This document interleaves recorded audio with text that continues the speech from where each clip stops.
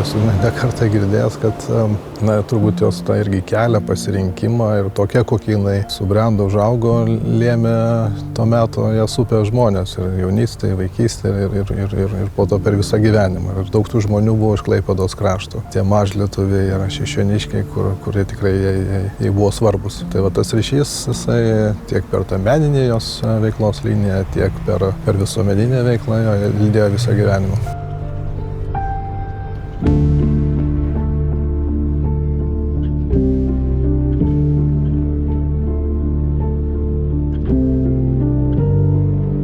Žvilgsnis į gelmes, į slėpiningus praeities klodus, iš užmaršties ūko išnyrantys veidai, nepažįstamos, tarsi kažkur girdėtos kalbos žodžiai, rusvos, gelsvos ar juodos spalvos glėbiuose išsaugoti krikštai, pageltusių giesmynų tekstai, bažnyčių bokštai, šulinio svirtis. Ir žemėlapiai, vis sugrąžinantys į Evos Labutytės pasaulį, jos Klaipėdos kraštą, istorinius rytprūsius. Čia jos kelio pradžia, jos kūrybos ir gyvenimo veiklos šerdis. Keliaudami po šį kraštą su dailininkės sūnumi Kęstučiu Vanagu, bandome įsiklausyti į jos pasaulį, tiksinčią laikrodžio rodyklę, nenuilstamai besiveržiančią pirmyn, bet vis sugrįžtančią prie savo esmės. Esame visai šalia Priekulės, Šventvakarių liuteronų kapinaitės senos. Kas čia palaidoti? Šiuose kapinėse yra palaidotos mamos giminės ir senelio kapas yra iš jos jau kitos pusės, iš motinos pusės, ir čia yra palaidoti Ragaišių giminės atstovai. Ir jų čia matosi, kad ne vienas kapas nuo seno čia jie gyveno šitam krašte. Taip, jie gyveno šalia Šventvakariuose, irgi buvo jie ūkininkai ir būtent šitos kapinaitės ir buvo, kur atguldavo amžiną poilsį, visa giminė. Ragaišis irgi tokia lietuviška yra šaknis visą tą, aišku, ten suvokino tą SH, bet ir Labutis, Ragaišis, tai štai ir namie, ta prasme, lietuviškai kalbėdavo. Ir Ragaišiai, ir Labučiai. Jo, tiek. Aišku, ta lietuvių kalba, tada kai buvo, aišku, tų visokių, vietinė čia jo, tokia. kaip ir mes ten identifikavom, kad vaikai jau ten labai daug visokio ten dabar tų anglicizmų, tai matyti buvo ir tų visokių vokiškų žodžių daug kalboje, bet vis tiek, bent su motina, su tėvu, tai pradžioje jo, tas lietuvių. O mama pati vartodavo kažkokių žodžių dar iš tų senų laikų, iš šito krašto? Nedaug, bet jinai, kadangi labai domėjosi tą istoriją šio krašto, tai labai gerai žinojo tos ir žinojo, ką ta šešioniškių vadinama kalba, tai tikrai galėdavo suprasti, ką reiškia atskiri tie žodžiai, kurie kitoniškai skambėdavo.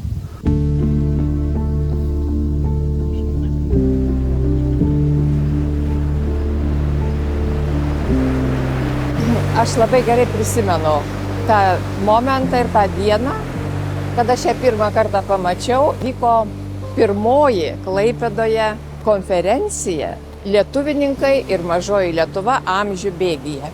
Reiškia, atgimimo aušroje jau čia pats jau sąjūdis, jau trispalvės kyla lietuviškos. Na ir aišku, Klaipėdos, ir ne tik Klaipėdos, Vilniaus, mažosios Lietuvos žmonės. Ir Vacys Bagdonavičius vidunistas, ir Vytautas Gocentas, ir kiti mokslininkai, taip pat klaipėdiečiai susibūrėm, organizavom šitą konferenciją.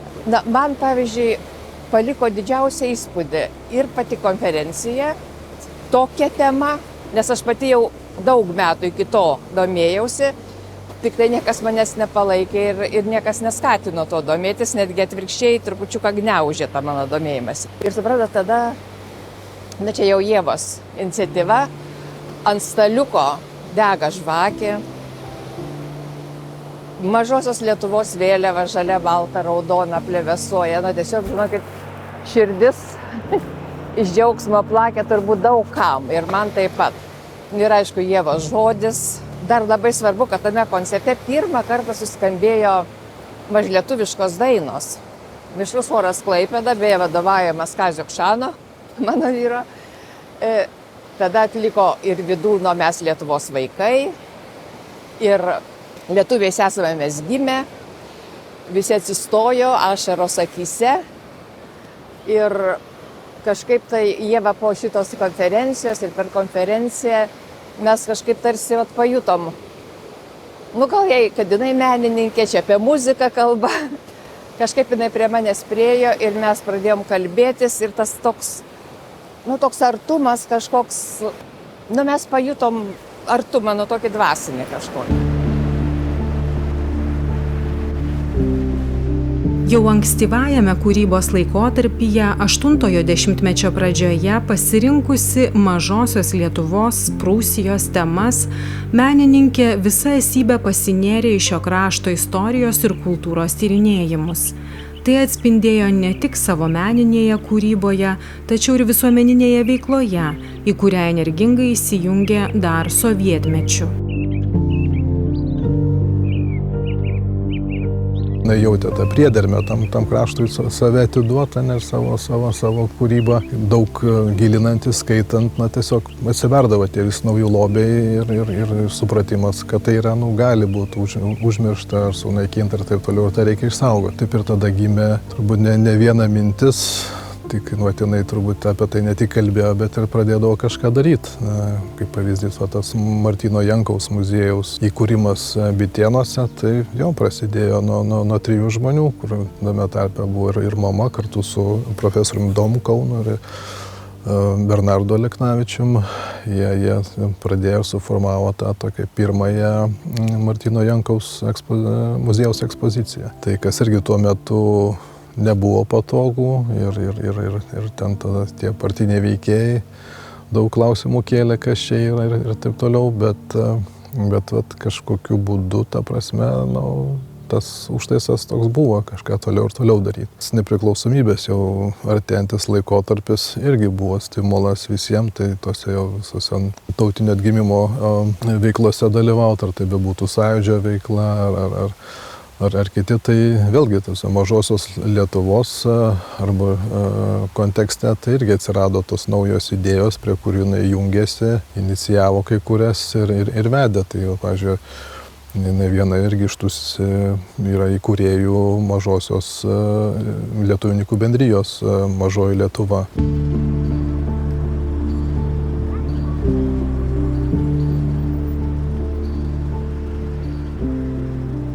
Mano mama Elena Gocentienė, gimusi Srugytė, sako: Vytautai, kai būsi Vilniuje ir sutiksi Evikę iš Labučių šeimos, tai susipažink. Ir buvo tokia proga, kai kūrėsi mūsų parapija. Tai apsidžiaugiau ir nuo to laiko mes ir pažįstame. Domo Kauno bute gimė lietuvininkų bendrijos sumanymu. Mes jį įvykdėm. Bernardas Aleknavičius juos paklausė Tilžėje, sako: o kodėl dar jūs neturite? Ir Aleknavičius taip tik pasakė, o Evikė to ėmėsi. Pradininkas ir vėliavnešys. Ir niekados nebuvo toks, kad tave kažkaip nustumtų, sustabdytų ir pasakytų: čia tik aš. Kažkaip prie jos, kaip prie moters, kaip prie motinos, kaip prie gražios moters galėjai, reiškia, visą laiką būti. Domas Kaunas sakė, tokią kitą moterį nelabai žinau, kur taip gražiai atrodė. Ir ne tik, kad savo išorės grožių, bet ir dvasiškai buvo jaukus žmogus.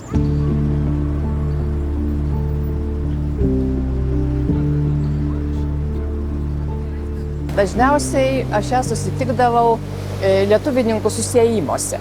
Į bendriją rinkosi, tos daugiau vyresnės kartos lietuvininkai, liuteronai. Jie rinkdavosi bene kas mėnesį, o gal kartais ir rečiau, į tokius vakarus, labai gražius vakarus. Susėsdavo ant stalo žvakė, vėlgi vėliavėlė Mažosios Lietuvos, giesmė, tai gimk mano ranką ir vesk mane.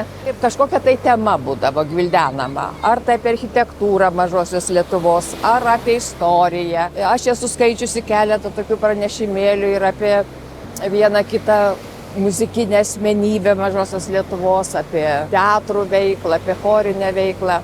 O po to, aišku, kafija, lietuvininkų iškepti keksai, pyragai.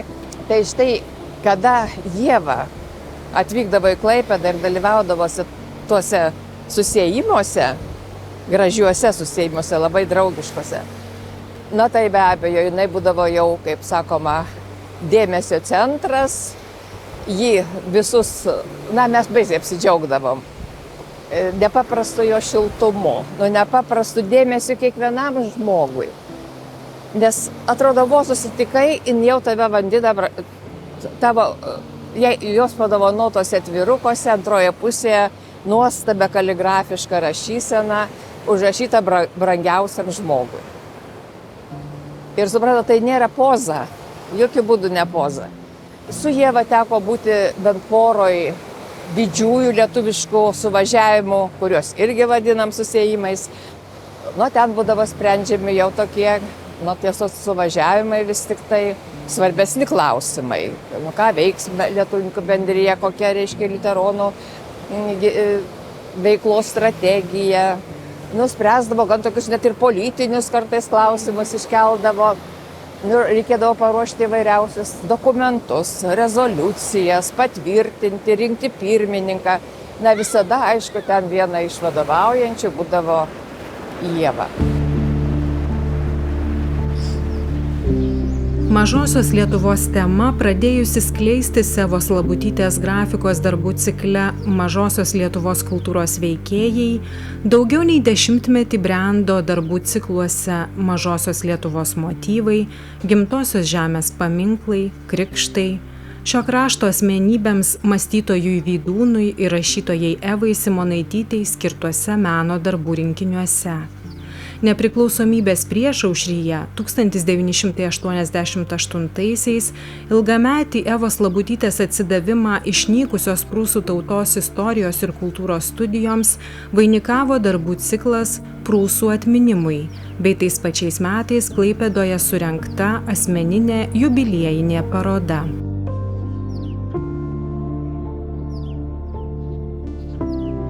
Čia yra ciklas Palikimas, 9 darbai ir čia yra atvaizduotos įvairūs archeologinių kasinėjimų metu rasti darbai, įvairūs reliktai.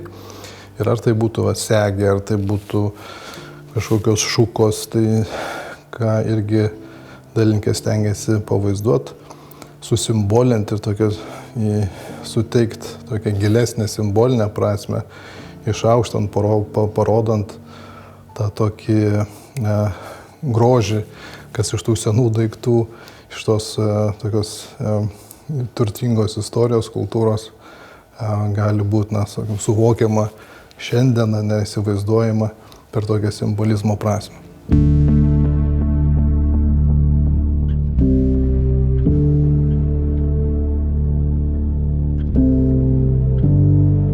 Kiek jinai atviruko, ekslibriso, priekoliai, šilutėj, visam kraštoj. Reiškia, jinai matė, kad ta tema lietuvių dailininkuose neranda dar savo vietos.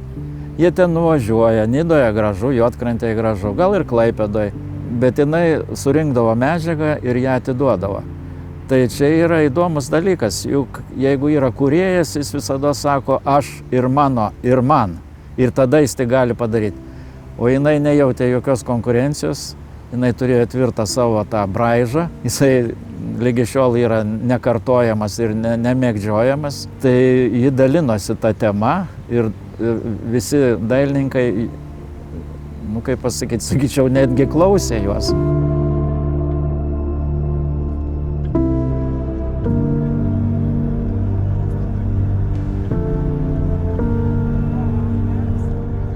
Yra toks karališko kaimas, dar dabartiniu metu dar vadinos baukštininkai. Ir šitam namelyje mama gyveno būtent, kai čia tuo laikotarpiu, kada ir mokėsi Plikių mokykloje, čia jau faktiškai praleido savo vaikystę. Kas čia vedė iš tos kraštus ir kokią tą trauką turėjo, tai vis tiek žmonės, ta prasme. Tai tas ryšys, tai kaip ir čia minėjo dabartinė šeimininkė, vis tiek užsukdavo, pabendraudavo, arba pavyzdžiui, Plikiuose pas kunigą Fetingį irgi nelabai mėgdavo pabendrauti ir jie svarbu buvo. tas ryšys, ar tie patys mokytojai, kur ir atrodo irgi mokyklą senai baigus, bet tą santykį išlaikė. Ir net mes, kai ten su tėvais keliaudo mažiukas, tai jau tie mokytojai kitoje vietoje gyveno. Bet irgi per tas keliones, tikrai turbūt kartą per 2 metus aplankydavom ir taip pasisvečiuodavom pas jos mokytojus. Kaip įdomu, nes iš tikrųjų, juk tuomet nebuvo nei jokių mobiliųjų telefonų ir šiaip jau tuos stacionarius ne visi turėjo. Tai tiesiog keliaujant, vaimi ir užsuki pa žmonės, pasilabinė, tokias kitas bendravimas. Taip, mes dabar taip atpratę, bet tuo metu labai normalu, kad tiesiog kažkas kieme pradeda loti, tai supranti, kad turi svečių. Kaip ir mes šiandien užsukom čia.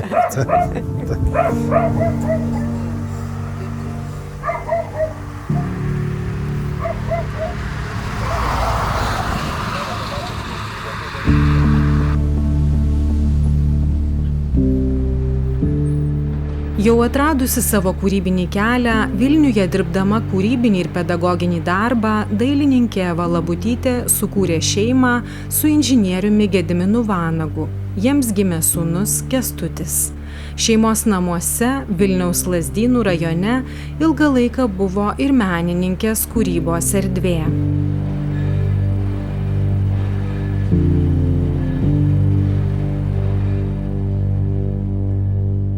Jūsų tėtis buvo inžinierius, mama menininkė.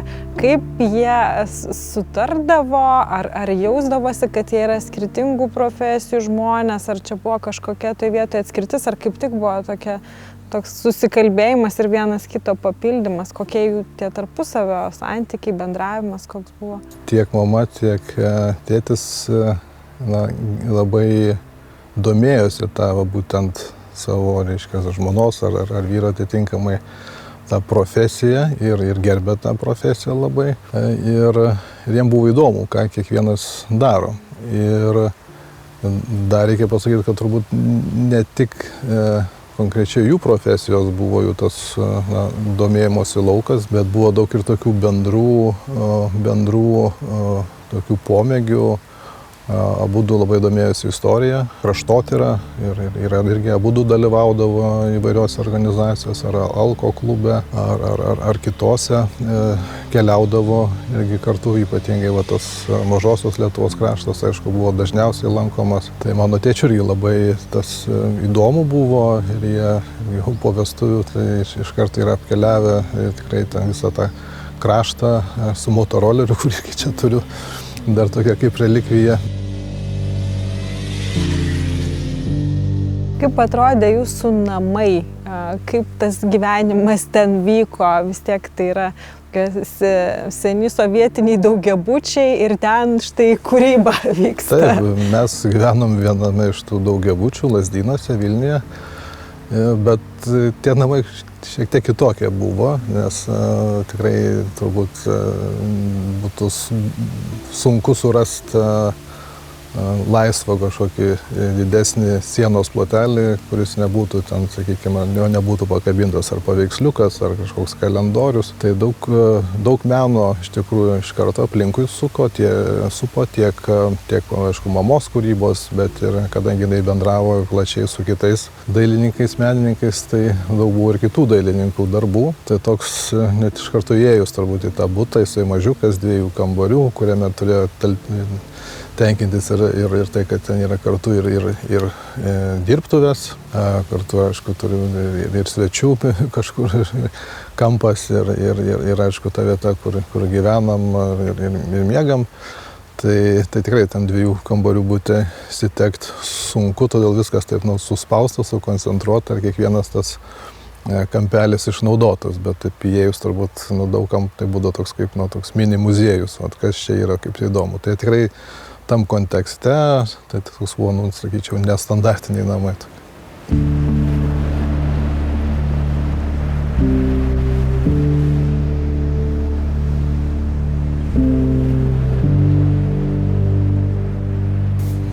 Va čia yra krikštai, labai jos irgi dažnai sutinkamas motyvas jos darbuose.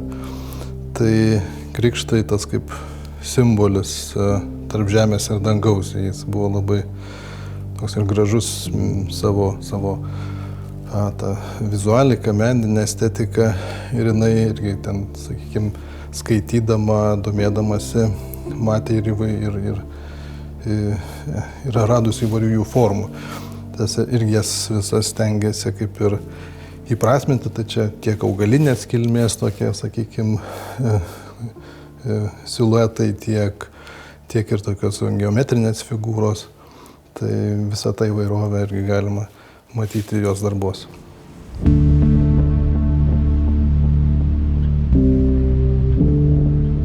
Na, iš tikrųjų, tai Ievą mačiau iš pradžių Lietuvininkų draugijos steigiamajam susirinkime, bet tai man buvo labai tokia asmenybė, prie kurios nebūčiau drįsusi prieiti. Nu, ten jinai jau vadovavo viskam, kol neprireikė važiuoti į Vokietiją, ten buvo surinkta, ten buvo toks seminaras, organizuodavo tokia OZ akademija, organizuodavo tokius seminarus, kur Rytprūsių ir Vakarų Prūsijos temomis susirinkdavo iš įvairių šalių, kurios susijusios su šito regionu yra. Kažkaip kvietė mane, kaip ir nuo Lietuvininkų bendrijos kelis asmenis.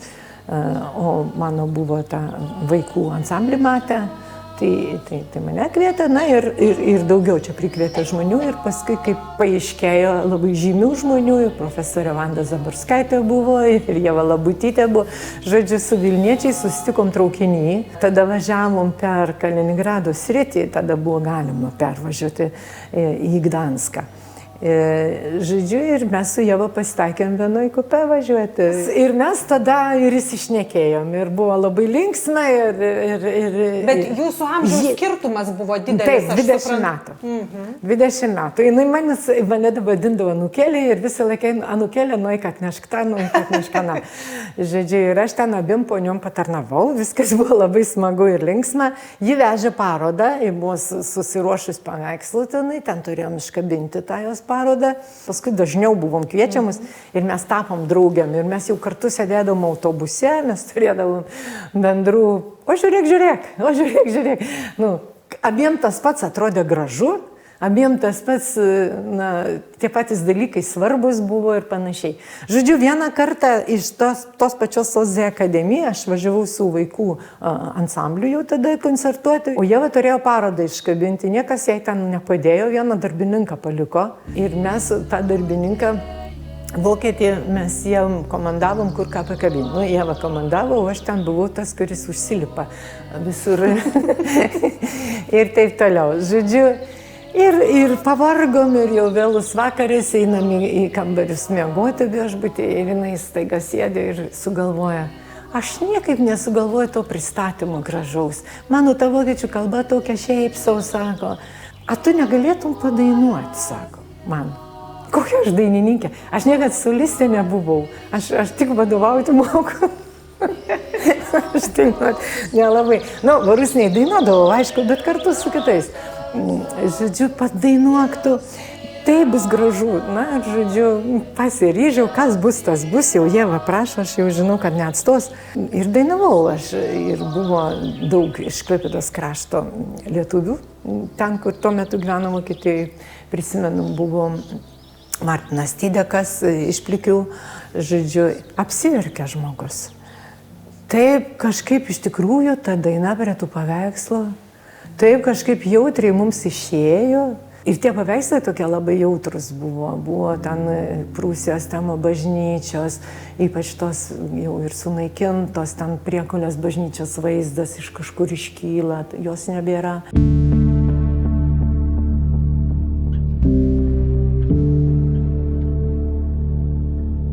Darydama darbus apie Mažąją Lietuvą nuo 71 iki šiol aš naudoju geltoną, rudą, auksą, juodą.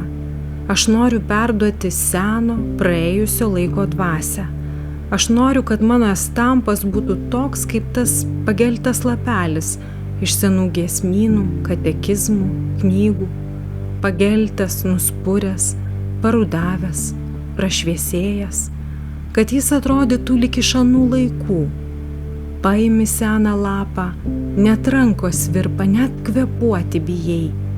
Prisilietimas prie tos senovės man yra toks jautrus.